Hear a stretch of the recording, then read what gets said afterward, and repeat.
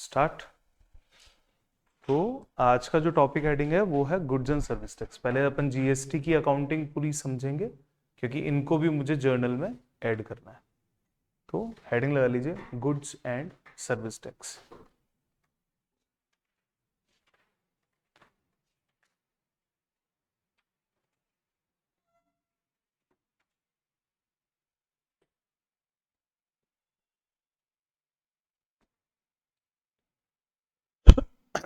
Half and half में चलेंगे, जो भी मैं लिखता जाऊं तो वो हाफ से शुरू करना, then next half, then next page, then next half. और आदित्य, आप कंटिन्यूसली जो आपका फुल पेज चलता है वो आप चलाते जाना। नंबर 1, पहले हम फीचर्स की बात करेंगे। What are the different features of GST.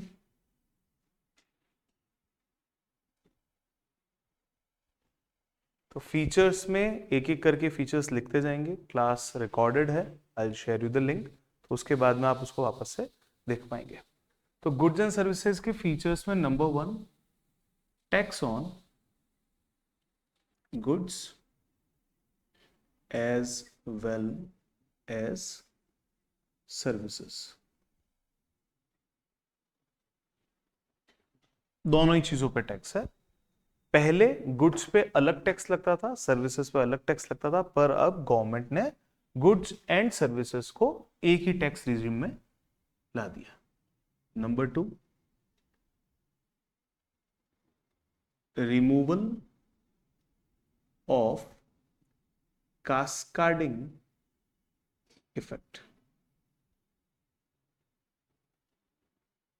Cascading effect का मतलब है टैक्स ऑन टैक्स या double taxation.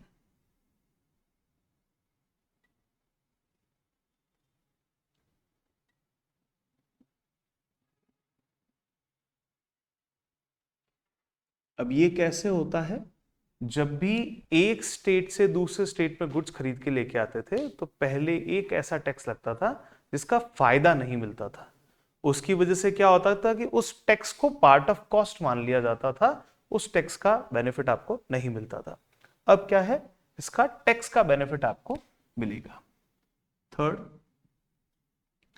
One nation one tax. One nation one tax का मतलब यह है कि पूरी कंट्री में, चाहे वो डिफरेंट स्टेट हो, सेम स्टेट और डिफरेंट स्टेट, दोनों ही कंडीशन में आपका टैक्स सेम रहेगा। Number 4, it has transparent digital reporting system.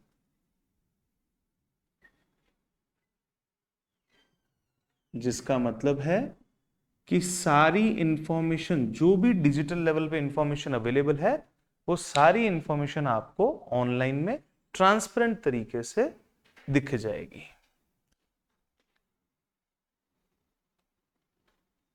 Tax categories,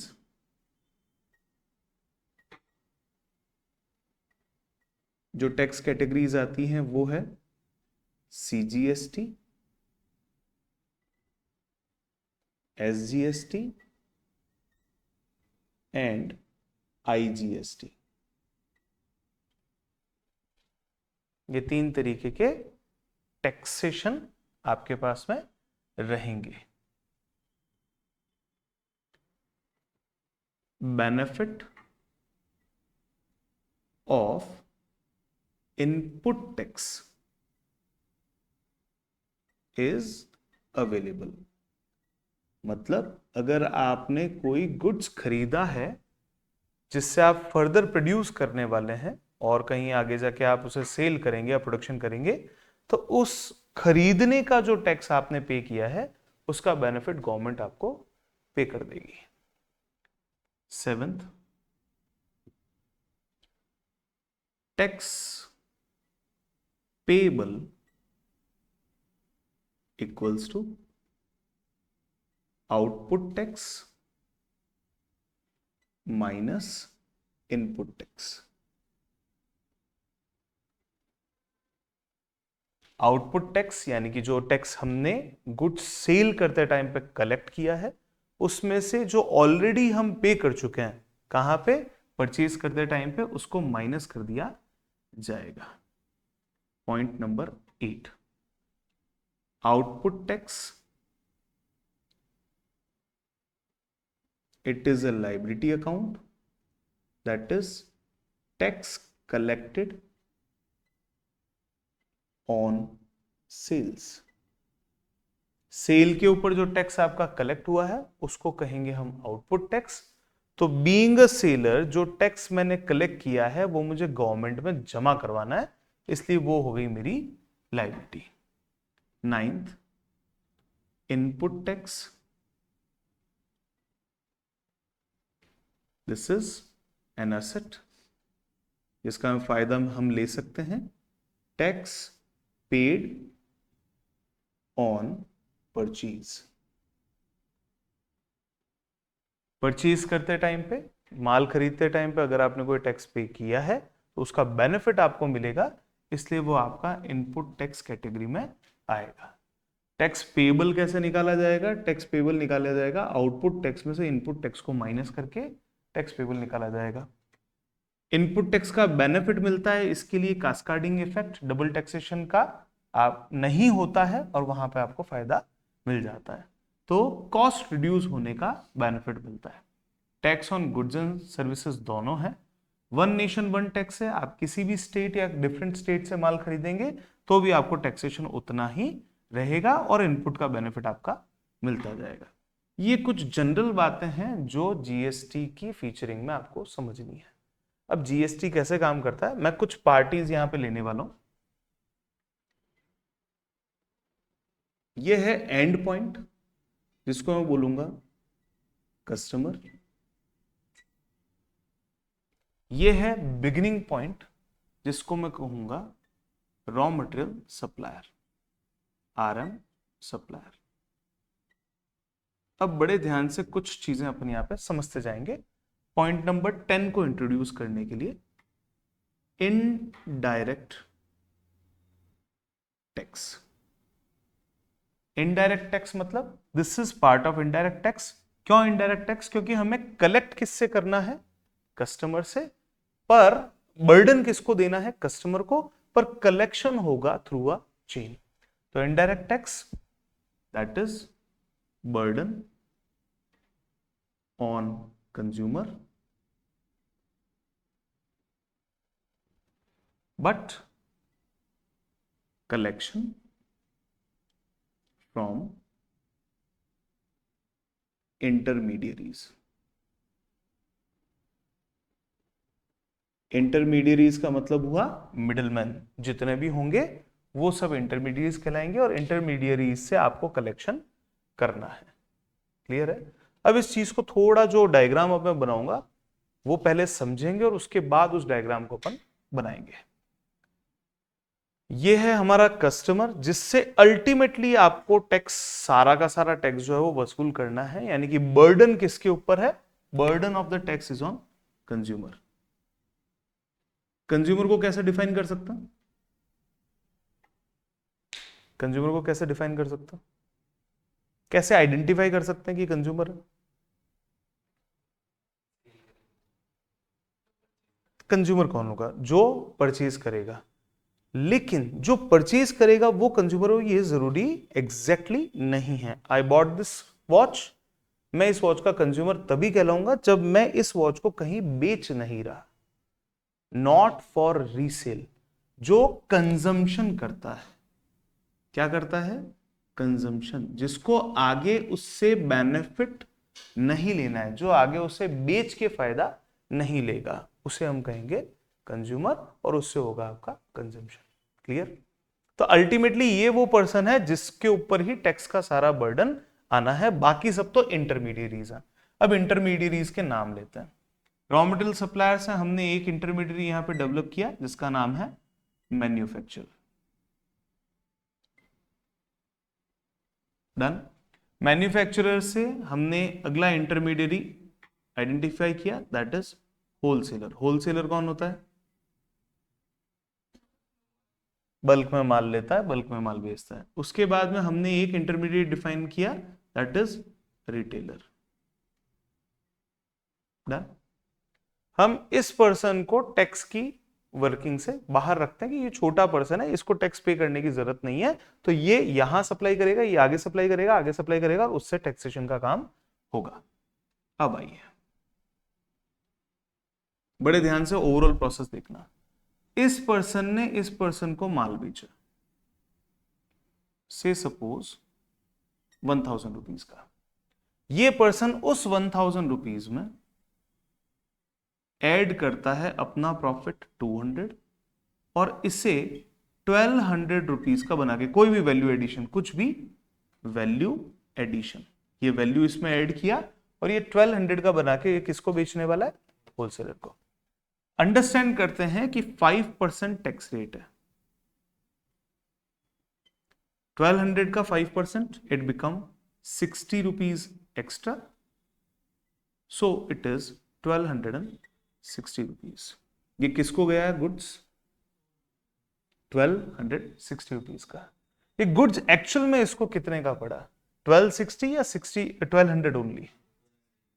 1200 only. क्यों? क्योंकि इस 60 का बेनिफिट इसको बाद में मिल जाएगा। ये कितने में गया? 1200। 60 का बेनिफिट मिलने वाला है, इस चीज को याद रखना। 1200 में इसने प्लस किया वैल्यू एडिशन से सपोज 400, ये वैल्यू ऐड किया है। उसके बाद में ओवरऑल वैल्यू बन गया 1600 प्लस टैक्स 5%, ये हो गया आपका 80 rupees. How much it become? 1680। Correct. अब ये माल किसको गया? रिटेलर को। रिटेलर को ये जो गुड्स जाएगा, वो गुड्स वैल्यू क्या माना जाएगा उसका? 1600। रिटेलर ने फिर इसके ऊपर प्रॉफिट कमाया, से सपोज 400 रुपीज वैल्यू एडिशन, ये वैल्यू ऐड किया, ये बन गया आपका 2000 और 2000 में प्लस 5% का आपका टैक्स, दैट इज 100 रुपीज, ये बना 2100। अच्छा, एक चीज ध्यान रखना, रिटेलर ने माल खरीदा 1680 का, पर कॉस्ट कितना बन रहा है? 1600। रीजन बीइंग 80 रुपीज का इनपुट टैक्स बेनिफिट मिल जाएगा, टैक्स पेड ऑन परचेज का फायदा मिल जाएगा, ये असेट बन जाएगा, तो ये आपकी पार्ट ऑफ कॉस्ट नहीं माना जाएगा। फायदा ऐसे मिलेगा कि सरकार को जब आप बोलोगे ना, सरकार आपको बोलेगी 100 रुपीज पे करो, तो you will say I already paid 80 rupees, तो अब कितना पे करना है? अब केवल और केवल 20 रुपीज पे करना है। डन। अब बारी आती कंज्यूमर की। कंज्यूमर को ये जो प्रोडक्ट पड़ेगा, कंज्यूमर को आगे तो बेचना नहीं है, तो कंज्यूमर को ये प्रोडक्ट पड़ेगा आपका 2100 का। करेक्ट। अब गवर्नमेंट पैसे कैसे इनसे कलेक्ट करेगी?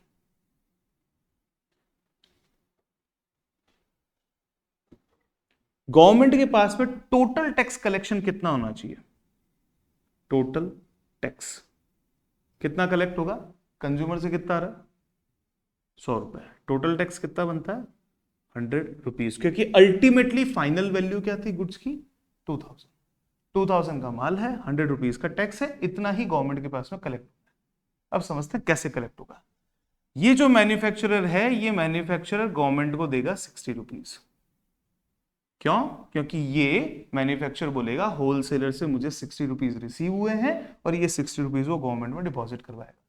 कोई भी चीज जो आपको रिसीव होती है लेकिन आपको फ्यूचर में किसी को देनी है, that is a liability to you, जिसको हमने क्या बोल रखा है? Output tax, tax collected on sales. ये हो गया आपका output tax. Done? Aditya correct. अब होलसेलर जो है, होलसेलर ने कलेक्ट कितना किया है? 80 रुपीज। होलसेलर को कितने पे करने हैं? 80 rupees. Wholesaler has already given 60 rupees earlier. Wholesaler ने पहले 60 रुपीज दे दिए थे, तो अब होलसेलर बोलेगा कि मैं आपको कितना पे करूंगा मेरी तरफ से? 20। मैंने कलेक्ट किया है आगे से 80, पर मेरा ऑलरेडी डिपॉजिट कितना है मेरे नाम से? 60, तो दैट इज 80 माइनस 60, मैं अभी पे करूंगा 20। गवर्नमेंट को टोटल कितने मिल गए? अभी नहीं। कितने मिले? यहां 60, यहां कितने मिले? 20। टोटल मिलके कितने हो गए? 80। अब आइए यहां पे, यहां की बात करते हैं। गवर्नमेंट ने बोला लाओ ₹100। रिटेलर क्या बोलेगा, I already paid how much, 80 rupees. Retailer ने पहले माल खरीदते टाइम पे ऑलरेडी पे कर दिया है, ₹80 ऑलरेडी पेड। तो how much he will pay now, ₹20। 100 रुपए भी देने गवर्नमेंट में। रिटेलर बोलेगा 80 रुपीज ऑलरेडी पेड, तो कितना अभी पे करना है आपको, 20। क्लियर। गवर्नमेंट के पास में कितना कलेक्ट हुआ, ₹60 plus ₹20 plus ₹20, that is called ₹100। 100 किसने पे किया, 100 अल्टीमेटली किसने पे किया, 100 अल्टीमेटली पे किया कस्टमर ने। पर कस्टमर उस टैक्स का बेनिफिट नहीं ले सकता, तो कस्टमर को वो कॉस्ट माना जाएगा। ये हो गया 100। आपका मोबाइल फोन कितने का पड़ा, जस्ट एक एग्जांपल, मान लीजिए आपका मोबाइल फोन 40,000 रुपीज का है और उसके ऊपर 18% का टैक्स है। से suppose let's take one example, 18% का टैक्स है, तो 7,200 रुपीज मान के चलते हैं। 40,000 is base value, 7,200 is the tax amount, तो कितने का पड़ा, 47,200। ये आपका पर्सनल फोन की मैं बात कर रहा हूं, जो आपके काम आ रहा है। यहीं अगर ये फोन आपके बिजनेस में आपने लिया होता, तो इसका तो आपको बेनिफिट मिल जाता इनपुट का, ठीक है, क्योंकि आप अपने बिजनेस में बहुत सारी सर्विसेज बना रहे हैं, वैल्यू एडिशन करके कुछ ना कुछ बना रहे हैं, डेवलप कर रहे हैं, फिर आगे बेच रहे हैं। इन दैट कंडीशन ये जो आपका इनपुट होता है, इसका मिल जाता है आपको बेनिफिट, और आपकी कॉस्ट कितनी रहती, केवल 40,000। तो जो आगे से आगे माल बेचने का काम करेगा, उसको इनपुट का बेनिफिट मिल सकता है, if it is part of the process. अगर ये आपने उस प्रोसेस में लगाया, ये जो चीज है अगर आपने उस प्रोसेस में लगाया, तो उसका बेनिफिट आपको मिल जाएगा। क्लियर, ये समझ में आया। चलो, होलसेलर के लिए इनपुट टैक्स कितना था और आउटपुट टैक्स कितना, होलसेलर के लिए इनपुट टैक्स कितना था और आउटपुट टैक्स कितना था, वैल्यू अमाउंट बताइए। होलसेलर के लिए इनपुट टैक्स था 60, क्या लिखा हुआ है, input tax is equals to tax paid on purchase. तो होलसेलर ने कितना पे किया माल खरीदते टाइम पे, 60, और होलसेलर ने कितना रिसीव किया, कलेक्ट किया सेल्स पे, 80। क्लियर। तो टैक्स पेबल कितना होगा होलसेलर का, tax payable equals to output tax minus input tax. Output tax है 80 रुपीज का, इनपुट टैक्स है 60 का, तो होलसेलर का ओवरऑल वर्किंग क्या हो गया, 20। अगर मैं होलसेलर की बुक्स में एंट्री पास करूं, बुक्स ऑफ होलसेलर, तो मैं दो तरीके की एंट्रीज की बात यहां पे कर रहा हूं। नंबर 1, सबसे पहले खरीदने की एंट्री। खरीदने की एंट्री क्या बनती है, परचेज डेबिट। परचेज डेबिट किया तो एक टैक्स का बेनिफिट भी लेना है, तो इनपुट जीएसटी, अभी के लिए मैं जीएसटी लिख रहा हूं, अपन बाइफरकेट बाद में करेंगे। एंड 2, किससे खरीदा इसने माल, होलसेलर में माल खरीदा है मैन्युफैक्चरर से। कितने का गुड्स था, गुड्स खरीदा आपने 1200 का, टैक्स था 60 रुपीज का, टोटल मिला के 1260, this will be the entry. अब होलसेलर सेल करेगा, सेल करेगा, किसको सेल कर रहा है, रिटेलर को, तो रिटेलर हो जाएगा debit to sales account, to output, ये कलेक्ट करना है हमें, रिसीव करना है, आउटपुट जीएसटी। अभी हम केवल जीएसटी नाम लिख रहे हैं। अब देखो होलसेलर ने बिल कितने का बनाया, 1600 प्लस 80, 1600 रुपए सेल्स की वैल्यू, 80 रुपीज हो गया आपका आउटपुट टैक्स, और ये हो गया 1680 किससे लेने हैं, रिटेलर से। ये अकाउंटिंग होगी in the books of wholesaler, correct. चलो, अब यही एंट्री रिटेलर की बुक्स में होगी तो क्या करेंगे, रिटेलर ने कितने का माल खरीदा, 1600, टैक्स कितना था 80, टोटल मिला के हो गया 1680। रिटेलर ने आगे माल कितना बेचा, ये हो जाएगा आपका 2100 रुपए टोटल है, कस्टमर से लेने 2100, जिसमें 2000 रुपीज सेल वैल्यू, जिसमें 100 रुपीज हो गया आपका आउटपुट जीएसटी। डन। कस्टमर क्या एंट्री बनाएगा?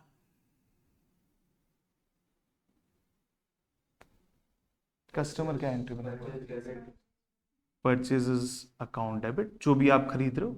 वैसे उसके लिए परचेज वर्ड नहीं आता, परचेज गुड्स के लिए वर्ड आता है। तो मान लीजिए वो कोई असेट खरीद रहे हैं, तो उनके लिए आ जाएगा asset account debit to cash या पार्टी या रिटेलर, अपन ये भी लिख सकते हैं। ठीक है, अगर उधार पे है तो कितना? 2100, 2000। क्लियर? इजी? अंडरस्टूड? डन? एक बार ये बना लीजिए, ये पूरा चार्टिंग आप कर लीजिए। एंट्रीज लिखना चाहें बाद में लिखिएगा, ये एंट्रीज लिख दीजिएगा। ऐसी ऐसी एंट्री आपको रिटेलर की भी बनानी है, ऐसी ऐसी एंट्री फिर आप कस्टमर की बनाएंगे। एक बार कर लीजिए फटाफट से। पहले ये बनाना है पूरा चार्ट, उसके बाद अपन जीएसटी को और इन डेप्थ सीखेंगे। हाँ, ये जो डायग्राम बनेगा वो नए पेज पे बनेगा, क्योंकि थोड़ा ब्रॉड है, तो उसको आराम से बनाइए, ढंग से बनाइए।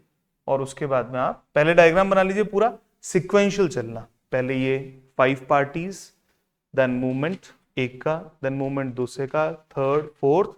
उसके बाद गवर्नमेंट को रखना है, गवर्नमेंट को ओवरऑल टैक्स कलेक्ट करना है 100 रुपीज का, तो टोटल टैक्स आ जाएगा 100। अब कैसे कैसे ये टैक्स कलेक्ट होगा, विल सी।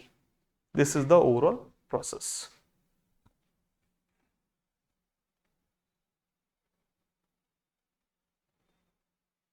फीचर्स मैं अभी और ऐड करवाता जाऊंगा, तो फीचर्स के नीचे आपकी जगह रखिएगा। जैसे जैसे हम समझते जाएंगे वैसे वैसे हम इसमें और एडिशंस करते जाएंगे।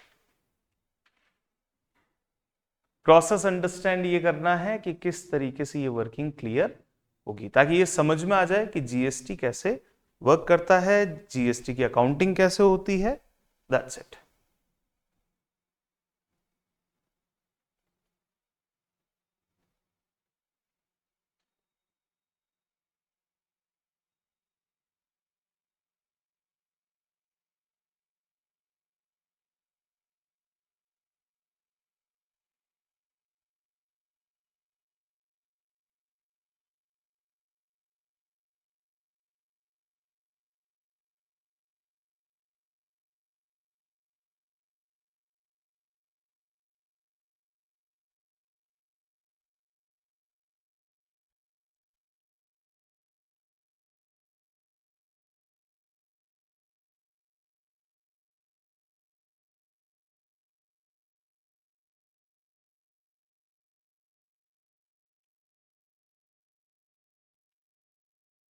धीरे धीरे जितने भी फीचर्स हैं वो सब प्रैक्टिकल फीचर्स हैं, तो जैसे जैसे अपन पढ़ते जाएंगे वैसे वैसे ये सारे फीचर्स अपने को समझ में आते हैं। 1260 में बेचा, 1260 का बिल बनाया। हाँ, नहीं, होलसेलर की कॉस्ट की बात कर रहे हैं। होलसेलर को वो पड़ा कितने में घर में? 1200 में। 60 तो फायदा मिल जाएगा। हाँ, 1260 का पेमेंट है, 1260 का टोटल पेमेंट है, जिसमें से एक का तो बेनिफिट मिल जाएगा। If you are receiving any benefit in future, that is your asset, not part of cost. और कॉस्ट कितना रहेगा? कॉस्ट रहेगा 1200।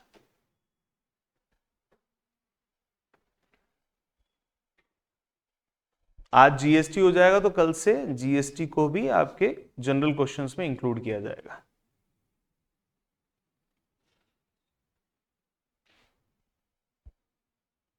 कस्टमर के लिए मैं असेट केवल नहीं बोलूंगा, मैं असेट की जगह पे इसमें एक्सपेंस भी मैं बोल सकता हूं। से सपोज कस्टमर ने कुछ भी खरीदा, से वड़ा पाव खरीदा, से कस्टमर ने पेन खरीदा या मार्कर खरीदा, कुछ भी घर के कोई भी काम के लिए, तो वो एक्सपेंस भी हो सकता है, वो असेट भी हो सकता है, पर कॉस्ट उसका जाएगा 2100 पूरा।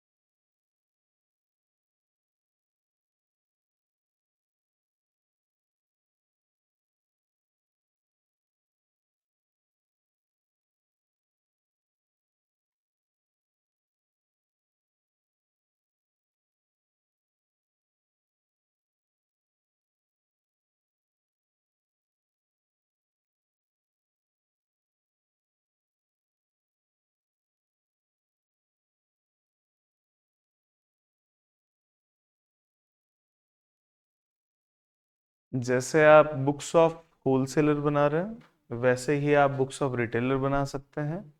कस्टमर की वैल्यूज ये हो जाएगी। मैन्युफैक्चरर के लिए 1000 का परचेज है, इसको अपन बाद में देखेंगे। ये जो चीज है उसको अपन बाद में देखेंगे।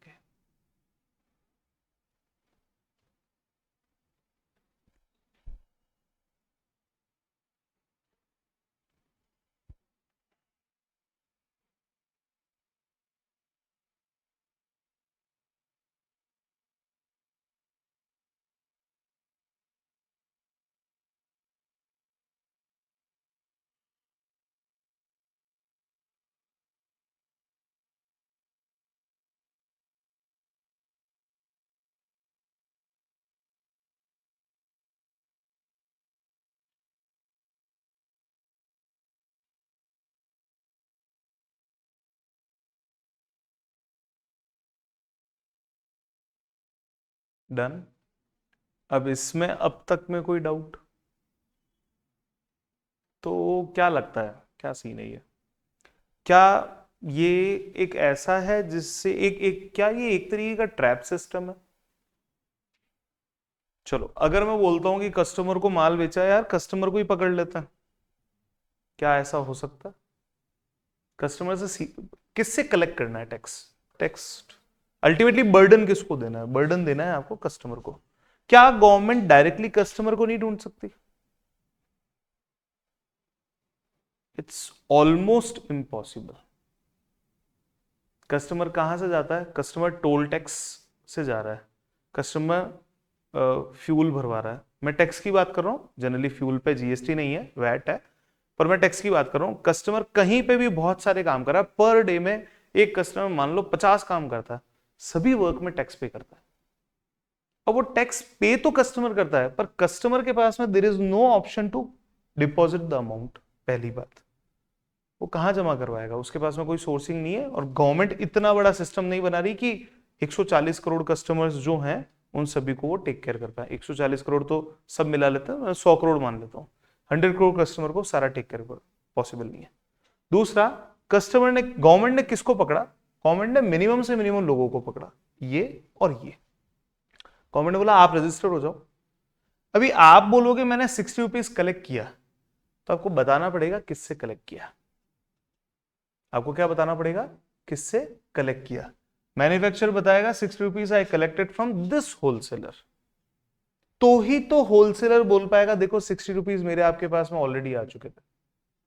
ठीक है, होलसेलर को बेनिफिट लेना ना 60 का, तो होलसेलर तभी बता पाएगा कि ये 60 रुपीज आपके पास में ऑलरेडी आ चुके थे, तभी बता पाएगा जब एक पर्सन दूसरे पर्सन का नाम लेके बताएगा।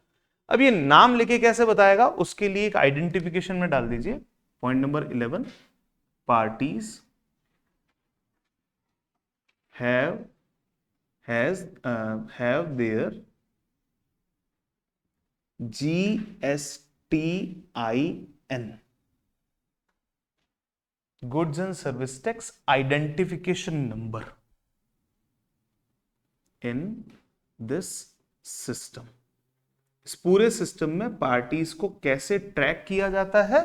पार्टीज को ट्रैक किया जाता है उनके GSTIN नंबर के through, goods and service tax identification number. Done.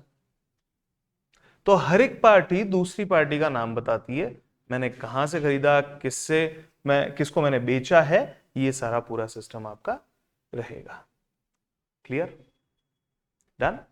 यहां तक की वर्किंग हो चुकी है। आई बिलीव आपने जर्नल एंट्रीज भी पास कर ली होगी, होलसेलर की, रिटेलर की एंड कस्टमर की।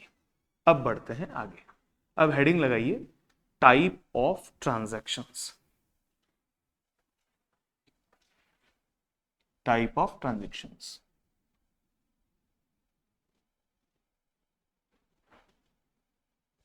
Type of transactions.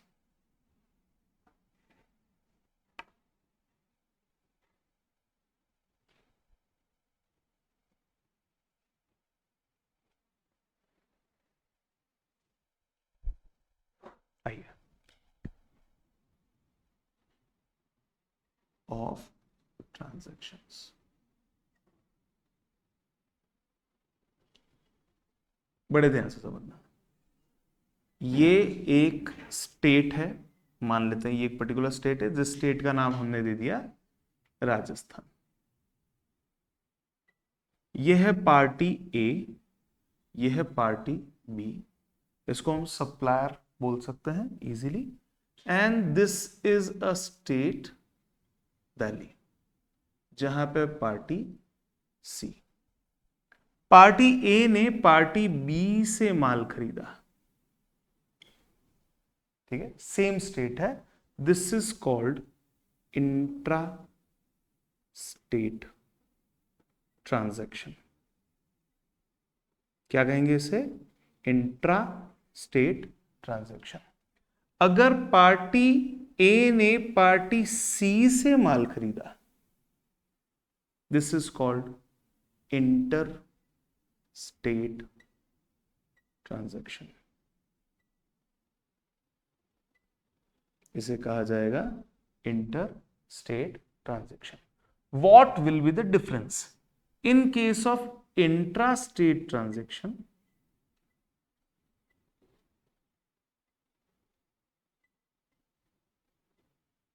जो टैक्स रेट है वो दो पार्ट में डिवाइड हो जाएगी। Part one will be called SGST, part two will be called CGST, equal division. Tax rate क्या हो जाएगी? Equally divided into SGST and CGST। तो से सपोज आपकी टैक्स रेट है 5%, तो अब क्या हो जाएगा? 2.5 दिस एंड 2.5 दिस, एग्जाम्पल। पर वहीं इंटर स्टेट ट्रांजैक्शंस में, इंटर स्टेट ट्रांजैक्शंस में this will be 100% tax rate. ये हो जाएगी आपकी IGST में। तो एग्जाम्पल में अगर 5% की आपकी टैक्स रेट है तो पूरा का पूरा 5% ही आपका IGST माना जाएगा। क्लियर? इसको लिख लो।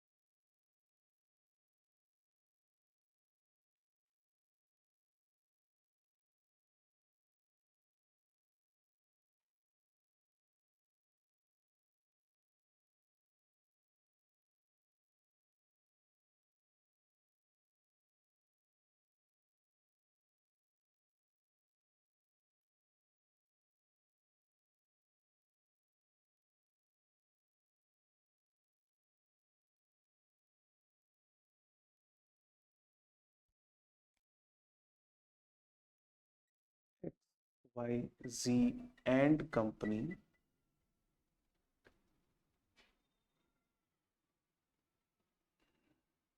has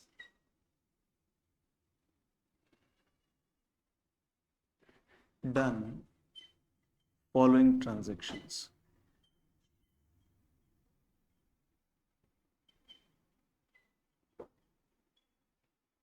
क्वेश्चन लिखिए।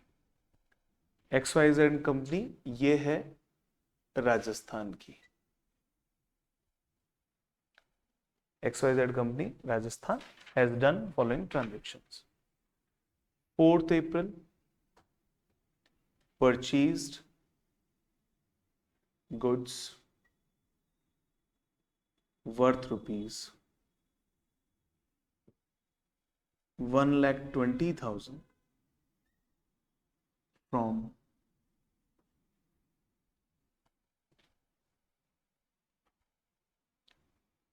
JP and Company, that is from Rajasthan only. GST 5%.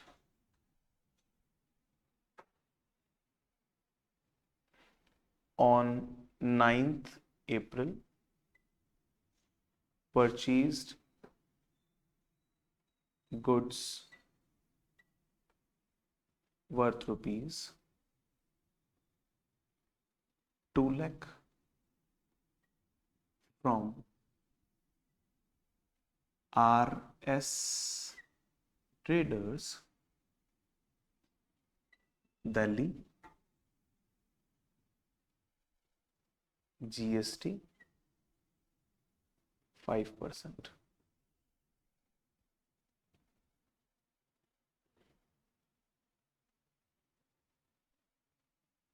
Third,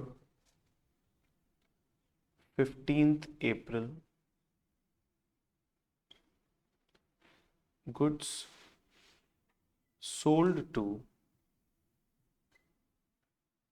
RK Brothers, Mumbai, for rupees 3,20,000. GST 5%. Common GST rate भी ले सकते थे, 5% ही अपन मेंटेन कर रहा. 28th April, goods sold to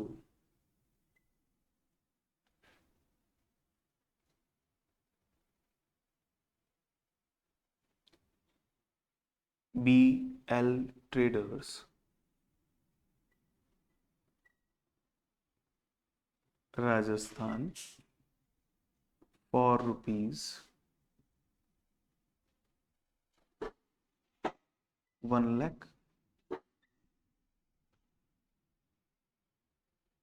GST 5%.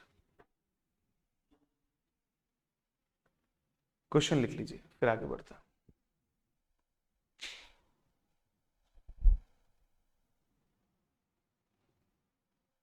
Question done सारे. एंट्री बनाना try कीजिए.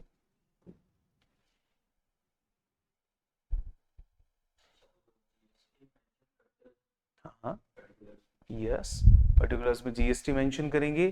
देखना पड़ेगा, इंट्रास्टेट है तो जीएसटी के नेम हो जाएंगे इनपुट सीजीएसटी, इनपुट एसजीएसटी.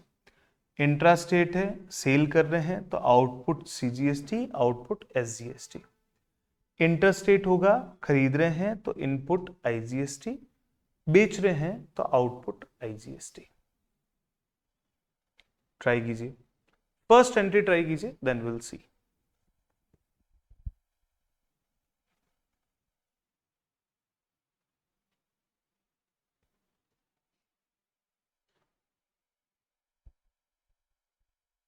ये याद रखिएगा कि जीएसटी असेट है या लायबिलिटी है. असेट होगा तो डेबिट में आएगा, परचेज वाला असेट है, और लायबिलिटी होगा तो क्रेडिट में आएगा.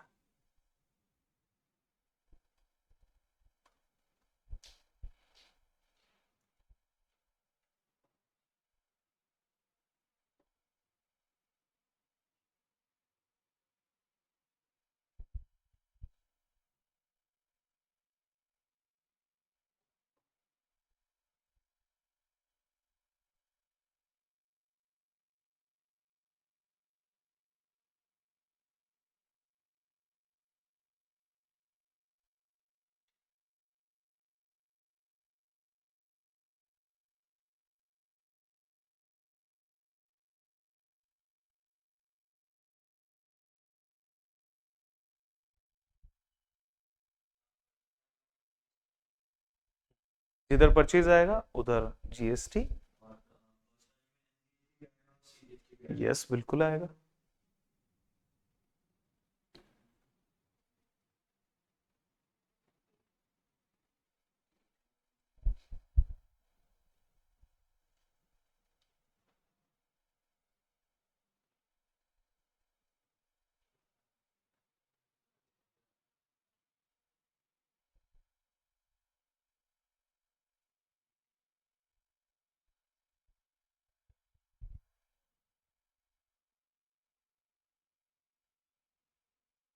ठीक है, तो हम जो एंट्री बनाएंगे, जब भी हम एंट्री बनाएंगे हम हमारा फॉर्मेट हमेशा क्लियर रखेंगे।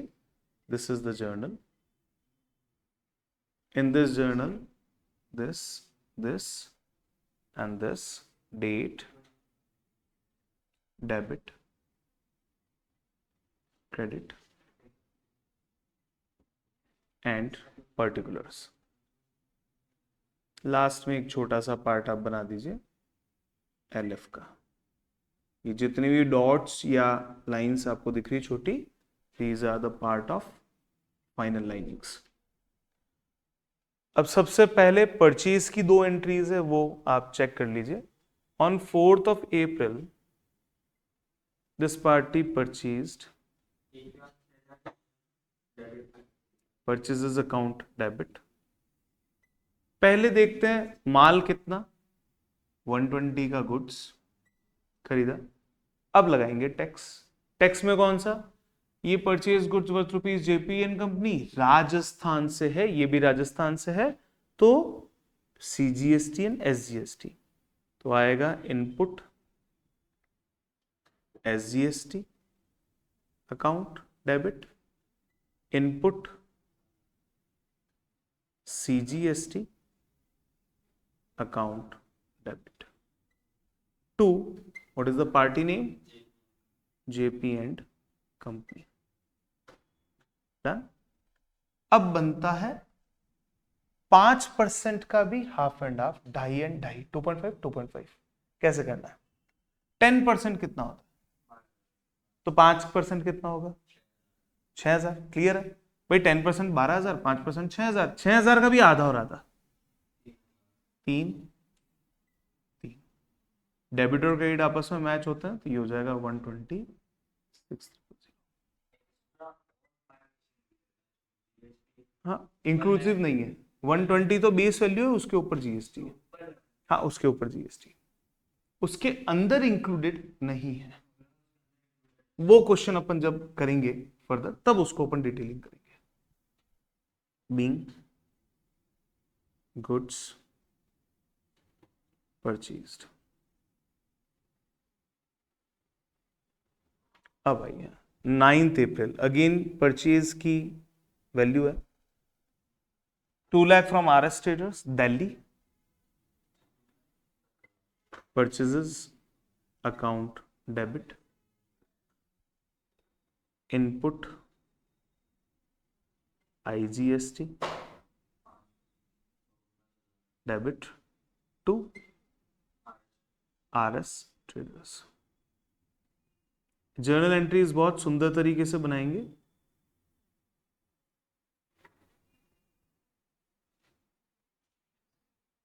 बीइंग गुड्स परचेज्ड, बहुत साफ सुथरी एंट्रीज आप बनाएंगे हमेशा। 2 लाख रुपीज, 10,000, 2 टन।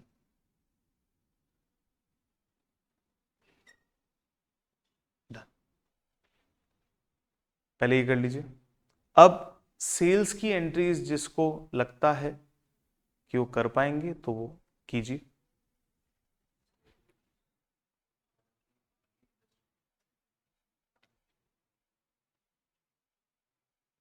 अब सेल है तो सेल क्रेडिट होता है, पार्टी डेबिट हो जाएगी, और जो टैक्स है वो भी क्रेडिट हो जाएगा।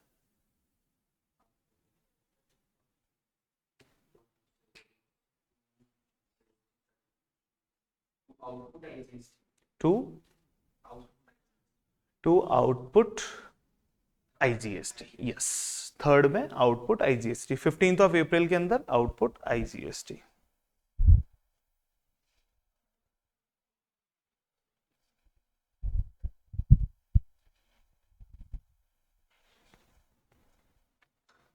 पहले ये दो एंट्रीज कंप्लीट कर लीजिए आराम से, then will move to the next. Aditya done, पक्का समझ में आया? परचेज होगा तो उसी साइड में टैक्स। अच्छा, इसको थोड़ा लॉजिक समझता। 1/20 हमको लेने हैं किससे?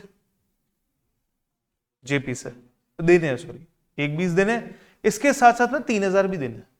तो कंपेयर ऐसे कर सकते हैं कि 1/20 तो देने माल के, 3 और 3 6 देने टैक्स के। Done, clear?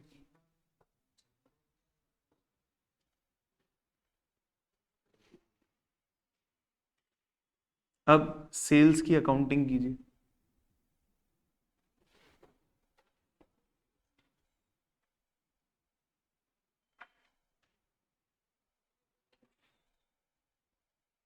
सेल्स की अकाउंटिंग कैसे करेंगे?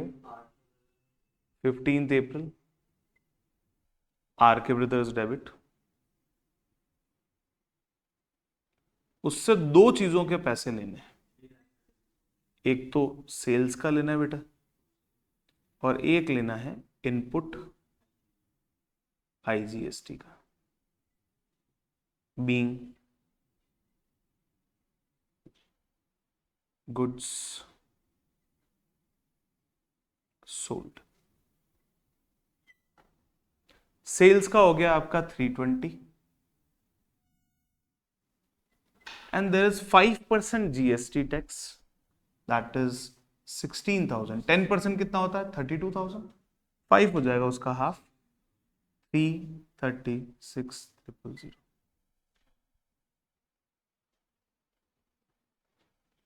On 28th April,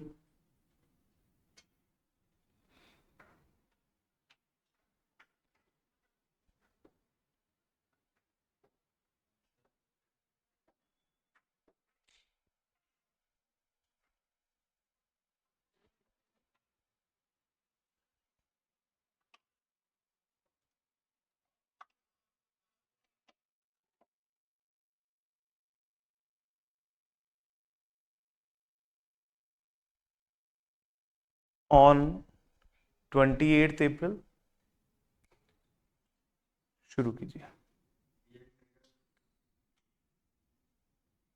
BL Traders debit to sales to output CGST to output SGST, correct? Being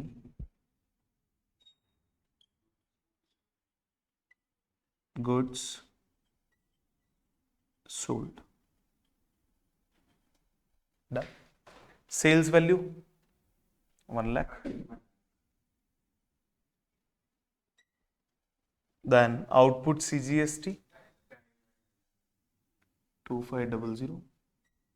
2500. Total value 1 lakh 5. मैं ट्रेड डिस्काउंट बोलूंगा तो आपका सेल्स रिड्यूस होके आएगा, उसी पे टैक्स लगेगा, परचेज रिड्यूस होके आएगा, उसी पे टैक्स लगेगा। तो वो सारी चीजें भी अपन बाद में देखेंगे। ये क्लियर हुआ? कल की क्लास में, आज हम यहां तक करता, कल की क्लास में व्हाट विल सी, एक तो नेट टैक्स पेएबल या रिसीवेबल कैसे निकालना है वो सीखेंगे। रिवर्स चार्ज टैक्स कैसे क्या होता है वो सीखेंगे। एंड एक डिफरेंट टैक्स पेयर्स कौन से हो सकते हैं वो अपन इसमें सीखेंगे, और फिर अपन जीएसटी को वाइंड अप करेंगे। क्लियर है? ज्यादा कुछ टेक्निकल चीजें नहीं है, बस कुछ कुछ चीजें याद रखने की है कल जो हम सीखेंगे वो थोड़ा टेक्निकल होगा, ये तो आपकी जर्नल एंट्री से नॉर्मल, इससे हो जाएगा आपका काम। क्लियर? आज यहीं पे वाइंड अप करते हैं। Thank you so much. Next class में कल